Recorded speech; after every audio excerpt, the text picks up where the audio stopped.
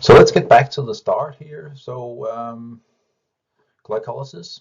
Now, the former lecture was about stage one. In stage one, we ended with the two glyceraldehyde 3-phosphate groups here, and the last step was the triose phosphatate isomerase, as you see here. So in stage two is what we also call the energy building. This is the reactions that will take us from the glyceraldehyde 3-phosphate that you see here down to pyruvate that you see down here.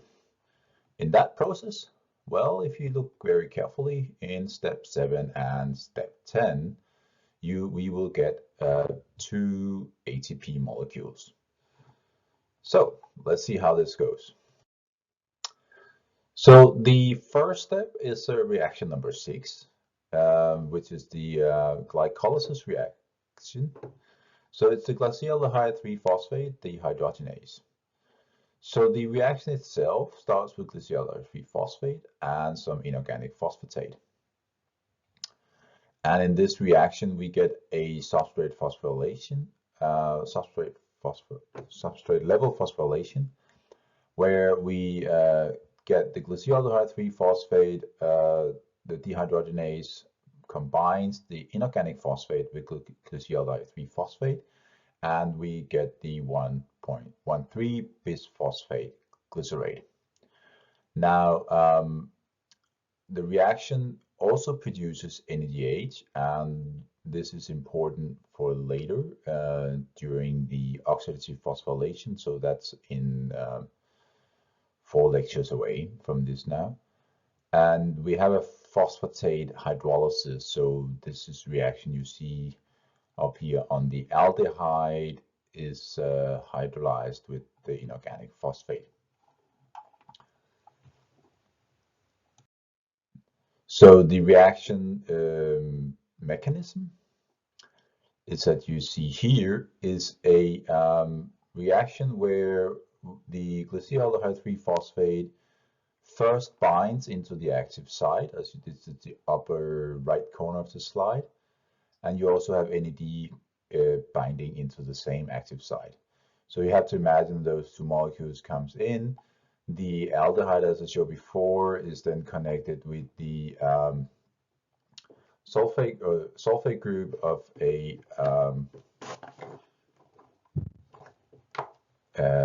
enzyme, and then this thiol intermediate can then react with the alcohol group that has been created on the aldehyde.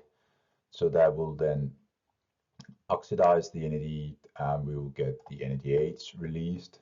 And the thioester then keeps connected and is released by a hydrolysis of the phosphate group, as you see between step 4 and step 5 in the lower part of the slide, and that gives us the 1,3-bisphosphate glycerate.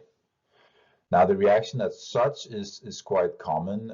It's the use of a thiol group somewhere in an enzyme is quite common by chemistry.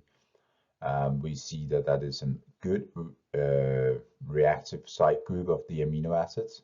So that could be on cysteine, for example, could be the amino acid that provides the thiol group in this situation. So that's where we are now. So then we get a very energy-rich molecule. So the 1,3-bisphosphate glycerate is a very energy-rich molecule, even more energy-rich than the ATP. So maybe we can cleave one of these groups, and the phosphate group from the 1,3-bisphosphate glycerate could be used to convert ADP to ATP. Let's see if that's possible. So that could be in the phosphoglycerate kinase, for example. So it's another kinase here. We talked about kinases before. Kinases are enzymes where you have a phosphate group that is then put onto a substrate. So in this situation, it's the substrate for the phosphate group is ADP, and the donor of the phosphate group is the 1,3-bisphosphoglycerate, as you see here. Now, the bisphosphate glycerate is then cleaved and the phosphate group is put onto ATP.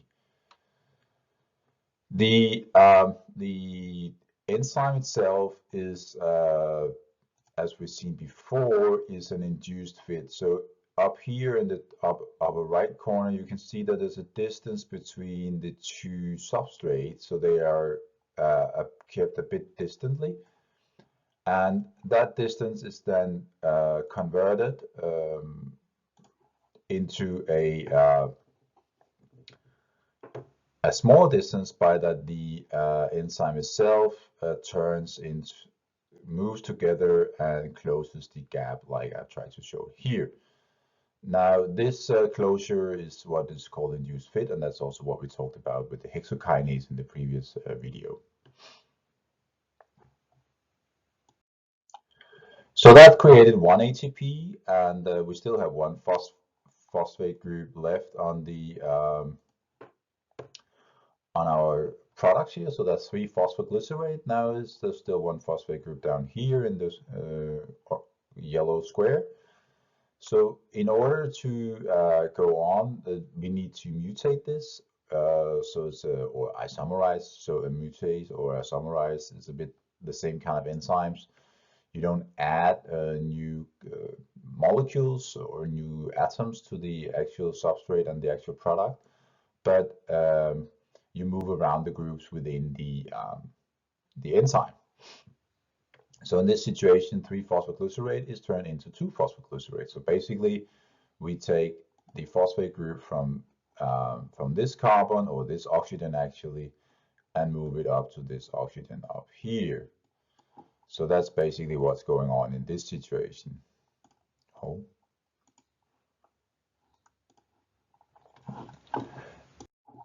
And the actual mechanism by itself is, again, we have a histidine here with a phosphate group. So what actually is going on is that the phosphate group of the 3-phosphoglycerate is bound to the enzyme, and the product gets a new phosphate group. As you can see here in the second step here, you can see that there's actually 2 phosphate groups bound to the actual product, and so that's a 2,3-bis phosphoglycerate. Again, a very actually interesting molecule, but not for this purpose. We'll go on down here and we'll cleave the 3-phosphate group here to reactivate the enzyme. So this means that the phosphate, the actual phosphate calculation is 0, because you just have an enzyme where you have one phosphate group that changes place with another phosphate group. So that's the actual mechanism for this enzyme. The final step, or one of the final steps before we get to the last ATP, is the enolase. So enolases are actually quite interesting enzymes because they create double bonds within a substrate. So this is a good example of that. The 2-phosphoglycerate is turned into phosphoenol pyruvate. Again, it's a way to activate and build in energy into your enzyme or your products using an enzyme to do that. What you see here is that we get a release of water from the actual reaction. So while we are taking the electrons here and push into this bond to create a double bond here, as you see over on in the product slide over here. Well, then that's the actual reaction, and that then cleaves off water as a molecule. So the last part of the glycolysis stage 2 is the pyruvate kinase. So again, it's a kinase, so you should all the bells should ring that this is a phosphor transfer, or at least phosphorylation enzyme. The substrate is the phosphoenol pyruvate, as we just created, and the product is pyruvate. One of the other products is also the ATP that you see here. So the ATP is where the kinase activity comes in. So the kinase basically takes the phosphate group from the phosphoenol pyruvate you see here and transfer it into the ATP. So overall, this produces another 2 ATP, and why 2? You can only see 1 here. Well, remember that we had 2 moles of phosphoenol pyruvate from 1 mole of glucose. So all the ATP calculation is based on 1 mole of glucose.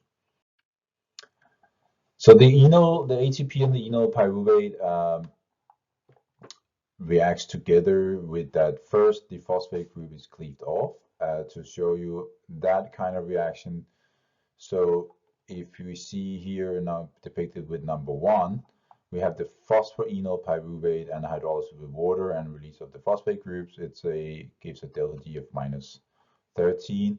And then the enol pyruvate and the isomerization into pyruvate have a delta G of minus 62. So that gives us a sum reaction of those 2 steps within the enzyme of minus 75. And if you remember, the ADP to ATP is a reaction that have a delta G of 30 kilojoules per mole.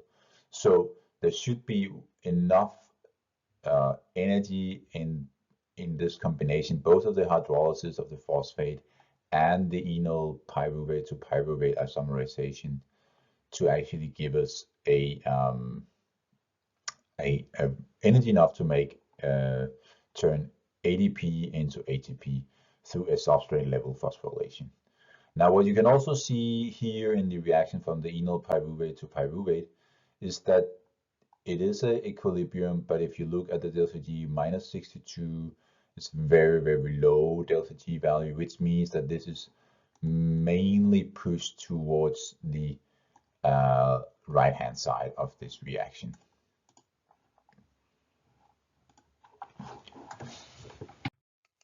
So that's the overall of the glycolysis. What you see is that we get a full reaction. So there's 10 reactions, starting with 1 with the hexokinase, 2 is the phosphoglucose isomerized. We have 3, which is the phosphofructokinase 1 step. So this is the step 1, and step 2 we then uses 2 ATP to phosphorylate our initial product. Then we have an aldolase, which cleaves the fructose into glyceraldehyde 3-phosphate and dihydroxyacetone phosphate. Then we have the isomerize of the triose isomerase that turns the dihydroxy into the glyceraldehyde 3-phosphate. Now, this is what we depicted as stage 1. This is the one you see here. That is stage 1 of the reactions. And the later part is the stage 2, as you see down here.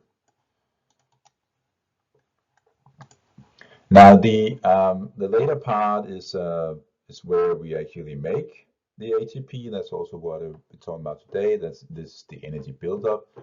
So there is first we make the reducing elements NADH, for example. We make 2 of those. Remember, there's 2 pathways that runs parallel, this one and this one. In step 7, we make ATP, so we make 2 ATPs in step 7.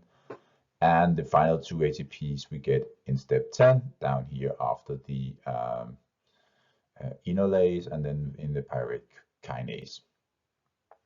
So that's where we create all the energy.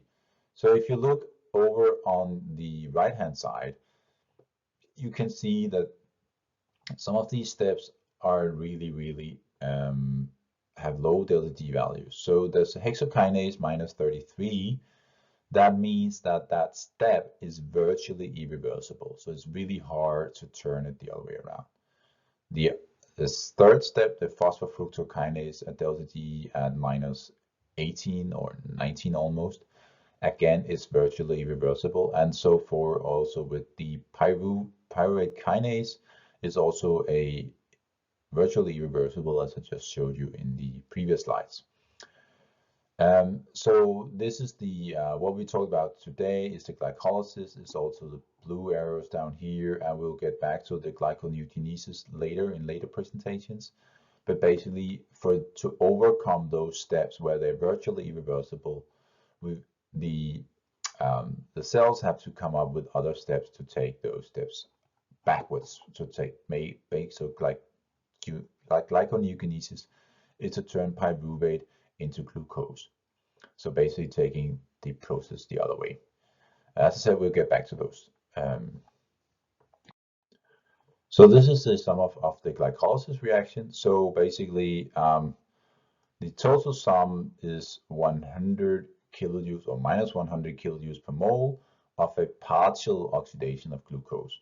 So we still have only until pyruvate, and we still have some further steps to go on, and before we have the full oxidations. If you write it up, you have the glucose here. You have 2 ADP, 2 phosphate groups, 2 NAD, and you end up with 2 pyruvate molecules, 2 ATP, 2 NADH, and 2 protons and 2 water molecules. So this concludes the glycolysis. This is both stages, and we ended up with 2 pyruvate molecules, and we can take further and further oxidation processes, and a 2 ATP. So we so far gained 2 ATP from the oxidation of glucose.